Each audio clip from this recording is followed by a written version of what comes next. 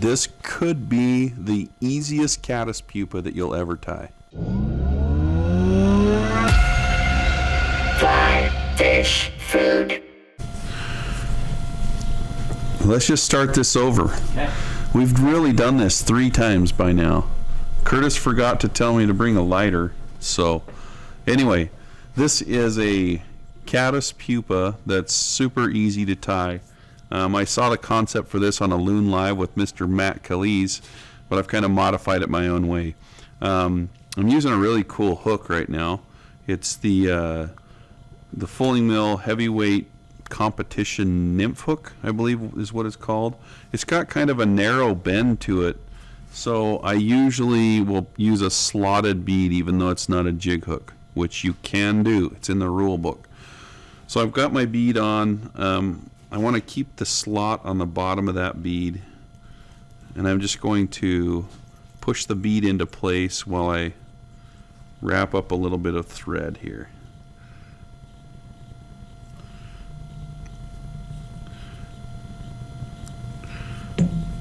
So this watery olive thread's really cool. It fluoresces. So as you can see, it glows, but it's actually a fairly drab color. So I like finding stuff like that to put in your flies because it adds kind of a hot spot without being too loud. Lance may or may not have showed us that, but I'm not going to give him the credit for that one. So the next step, find the biggest lighter you can with a flexible tip and everything, because I'm going to take some of this braid. What's this called?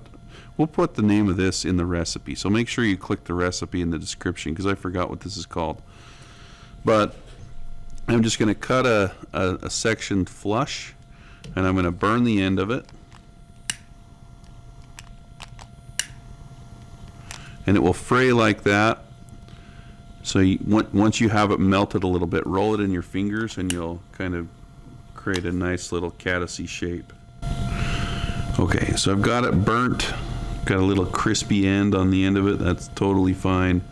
And I'm going to make it just a little bit longer than the hook, or the shank of the hook. I'll lay that down and just tie it in right behind the bead with a couple snug wraps and trim it off. Okay, from here I'm going to take a really thin resin and I'm going to soak that entire body with resin. So it's cool if you just kind of start getting it wet, it will soak right in. And I'll just kind of curve it down the bend of the hook a little bit, and then I'm going to put some on the actual hook so that it adheres to the hook. I fished these this summer actually just on a dry dropper rig and was very surprised at how durable they were. So once I have that, it will cure up nice.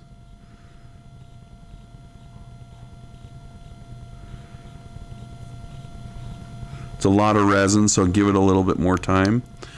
Now for the collar on this, it's a special SQ Black CDC. That means I have taken some regular gray squirrel dubbing and I've mixed in some black CDC dub to it, so it makes a really cool dark profile. I've been using this on a lot of different things. So I'm just going to make a dubbing loop.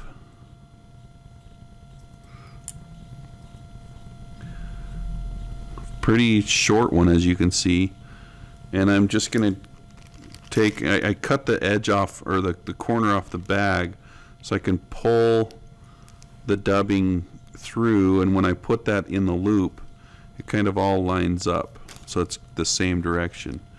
So it looks like I spent a lot of time just placing those fibers in there. I didn't. It's the corner bag technique. Curtis doesn't even know that one. So I'll twist that up, and just like one full turn is enough. I'm actually going to go another turn.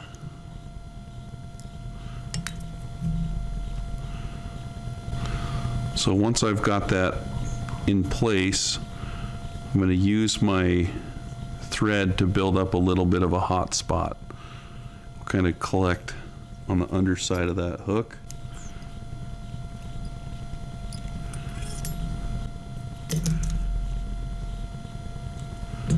We'll whip finish that and just add a little tiny bit of head cement on that thread.